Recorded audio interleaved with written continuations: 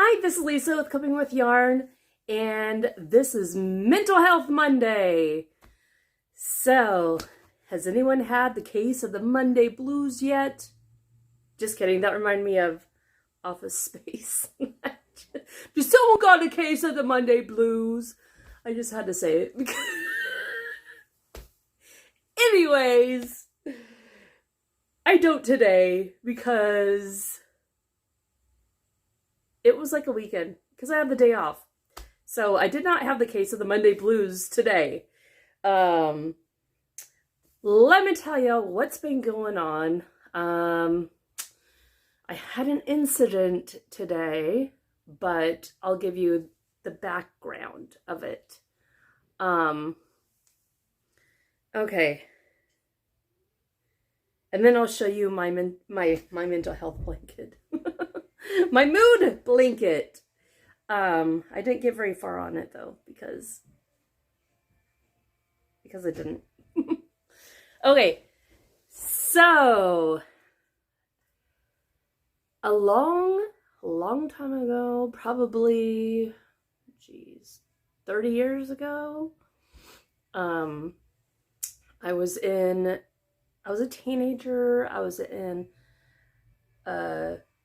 an abusive relationship, and then the guy stalked me.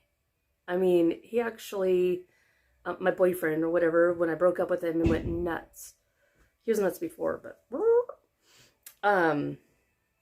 he even broke into my house and stole my prom shoes. What a freak. Stole the hood ornament off my Buick and wore it as a necklace around. I mean, this guy was nuts. He would go into my workplace and go like that to me.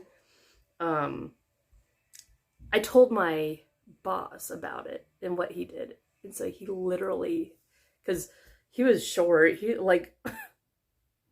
weighed probably 130 pounds or something, and he picked him up. He literally threw him out of the restaurant, which was awesome.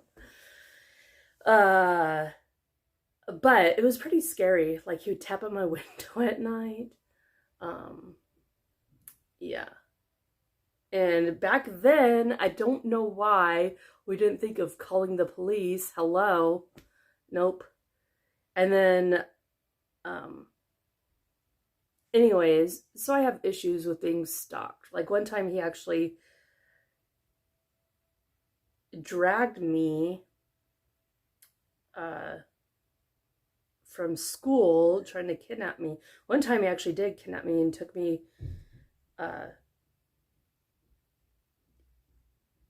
up into like the woods or whatever, and told me he wasn't gonna take me back down until I went out with him. So I'm like, okay.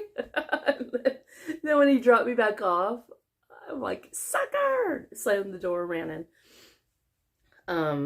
Yeah, so very scary times, right? Well, every once in a while I'll be triggered big time. And so I have PTSD from this guy. And then I once had a client that had stalkerish tendencies towards me, and it's freaked me out. Then,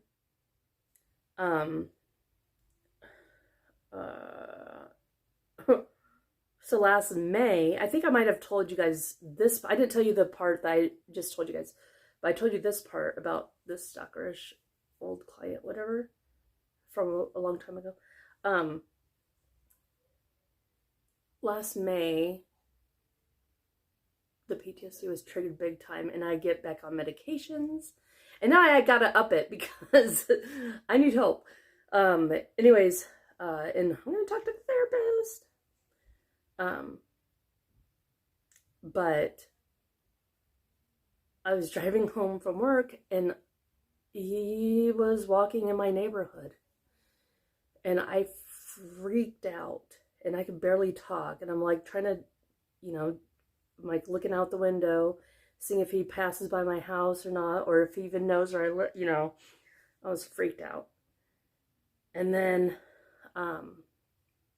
then I work in the schools, and I was in the school, and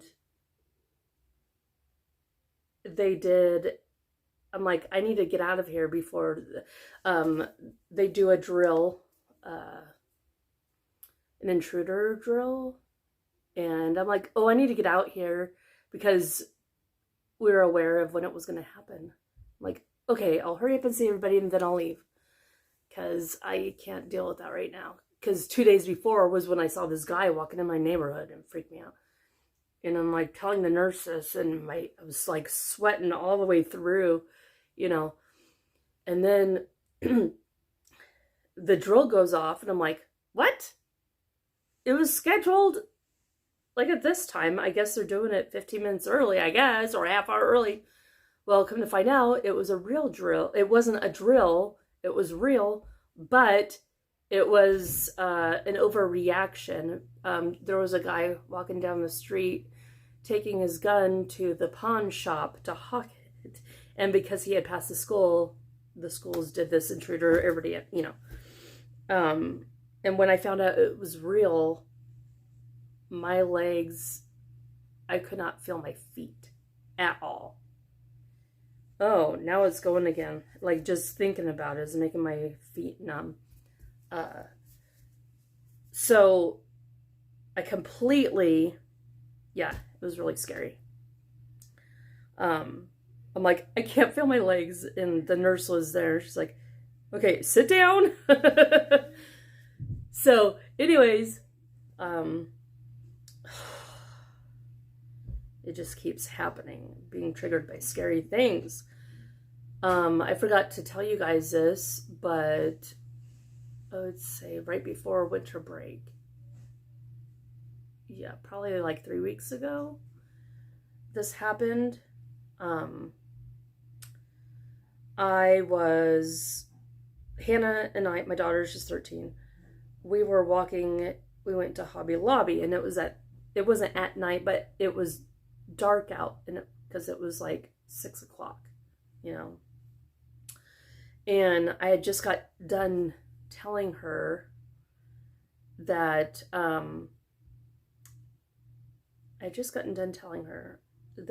this is the time of year where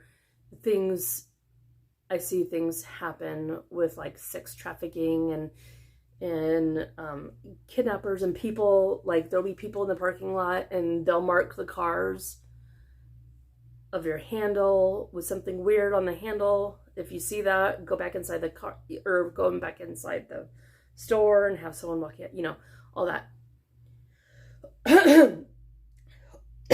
So I'm like, I just had a weird feeling, so I just told her about this. And I'm like, you know, we need to protect ourselves, blah, blah. And then the only thing, I just happened to have little tiny scissors, but like with a sharp point. My crafting scissors, like the little tiny ones. And so I just put it in my pocket. And I'm like, oh, this will protect me, just in case. Okay, we go in the store. And we're walking around. And I see this weird... Now, he looked totally normal. Old, gross. He was probably, like, old. Like, not too much older than I am, but he's probably, like, in his 50s and looked normal. Like, had football hat on, hoodie, jeans. But it looked like he was hiding behind a shelf, like, watching us. And I'm like, okay, am I being hyper vigilant because of what has happened before, or is it real? And so I just kind of kept noticing. And I would go to the tobacco store, and there he was, behind, literally, ducking behind a shelf.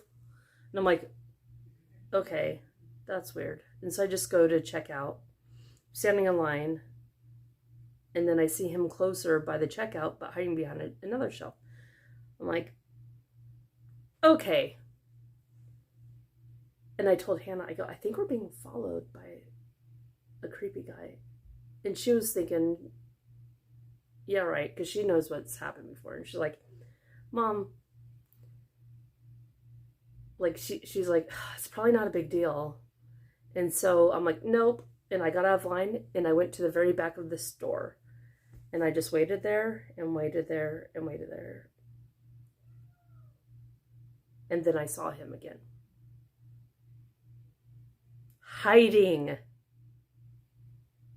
And then he'd get on the phone and I'm like, oh my gosh, this is really happening. And so I walked around the store and I found a male worker and a woman worker. I think she was a supervisor or whatever. And I was telling them, hey, I think someone's following us. And they're like, well, can you point them out to us? And then we'll walk you out. I go, can you guys walk us out? I think someone's following us. And then they're like, okay, point them out to us so we know who it is and we can keep an eye out. And so we came up with a plan. And so I went back in line again. And there's like a big wall in Hobby Lobby. And he's like peeking around the wall. And then he came closer. And as we were getting closer to the cashier, he came closer.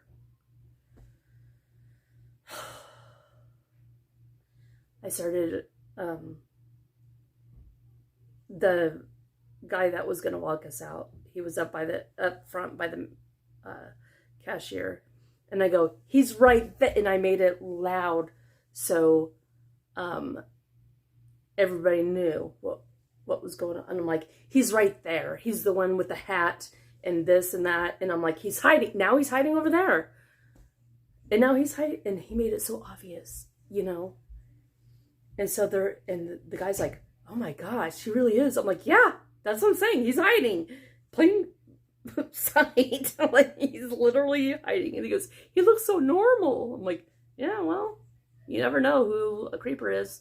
You never know. So he walked us out. And then the lady who I think was the supervisor, she's like, well, I'm going to watch him in here while he walks you out. I'm like, okay, good. I don't know what happened after that. I don't know. I don't know. The worker asked me, like, did you take pictures of your daughter? And I'm like, I don't know. I have no idea. But creepy. Anyways, I've been more irritable and that's how, like, my PTSD comes out. Like, I'm really irritable and short and, you know, get angered easily. And so I need to up my medications, I think. I'm on half as what I was, like, a long time ago. But yeah. And I think I might actually do EMDR again. Because today I went to go to Hobby Lobby for the giveaway. And I didn't think about it until I pulled into the parking lot. And I just sat there and I was really scared. And I was like, I can't breathe. And Hannah's like, are you okay? And I'm like, yeah, I'm just a little freaked out. And she's like, oh yeah. And so I'm like, okay. And she's like, well, at least it's daytime. You'll be fine. I'm like, okay. So thank God for my daughter. Anyways, we walked in there and I could just feel my feet starting to get numb again. And I'm like, oh my gosh. So if you're ever in that position where you're getting a panic attack, because I started to get a panic attack, the best thing to do to ground yourself is to do a grounding exercise. There's one that works really well, and it's for me, and it's called 5-4-3-2-1 grounding technique or grounding exercise. And you list out 5 things that you see, like you name it, like name the color or whatever. Like, oh, I see a white door, a brown ET, another ET,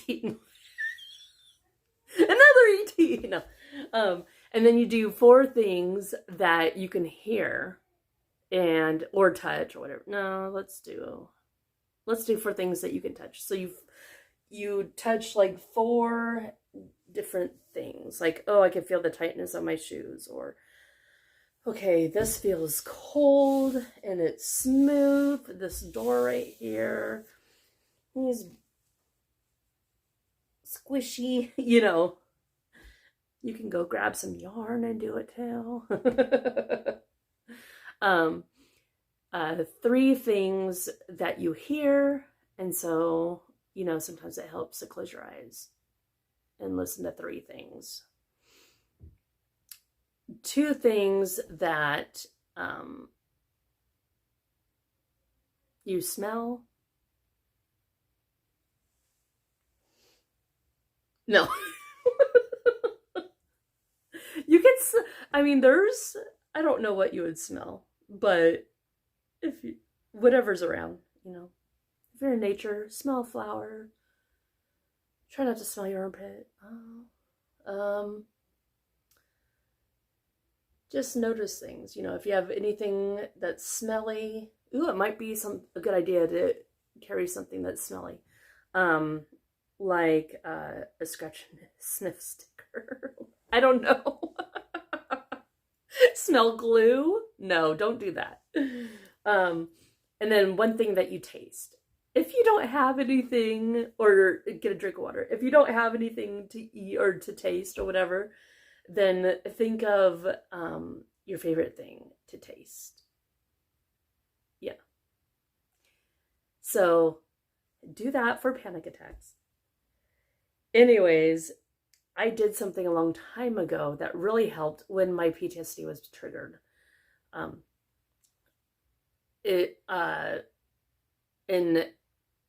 it's a specialized thing. I think it's eye movement desensitization reprocessing, I think. Anyways, it's where you go to that memory, and I had buzzers that went buzz, buzz, buzz, buzz in my hand that I held on to. Some people use this. This will make me sick. Oh, maybe I shouldn't do it. But some people use like their finger, and you have to follow the finger, and that way you're using the right and left side of your brain, and that and you're taking that memory, and then instead of it overwhelming one part of the brain, you're putting it kind of putting it on all over your brain instead of overwhelming one part. It's and then it makes it not so overwhelming, and it really worked for me. And she said, you might, if you're re-triggered, you might have to brush up. So I might have to do another session because it's really ramping up again. Because I was scared to go into Hobby Lobby. That's sad. So, yeah. Hello. There's my life story. Don't get scared. Anyways, okay. Oh, mood blanket. Okay. Mood blanket. Now I understand the stitch. Now, August or January, because I was supposed to do this mood blanket last year, I did it all the way, like every other day, recording my moods, all the way up until August. And then I just, everything was too overwhelming for me at that time, and I just didn't do it anymore. So I'm picking it back up, and I'm gonna finish it, the last 4 months of the blanket, and I'm gonna do it, and I'm just gonna go on from what's happening now. So this is the stitch for August, January. And this is called the basket stitch instead of And there's something else called the basket weave stitch, which I did in the earlier months. But yeah. Where is it? Oh, that's the basket weave stitch right there. But this is the basket stitch right there. So it's a little different. So this periwinkle means tired. This means happy. And then tired or sick or something.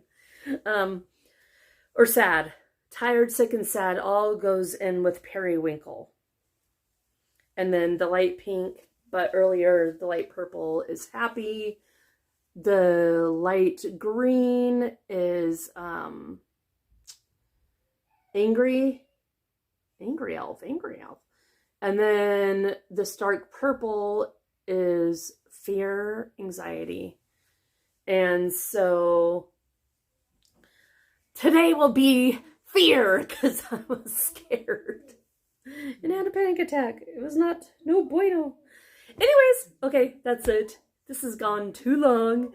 I'll see you guys later. And if you haven't seen my giveaway, go look at it. It's the early February giveaway. Go look now. It's Valentine's Eve. Okay. See you later and be good.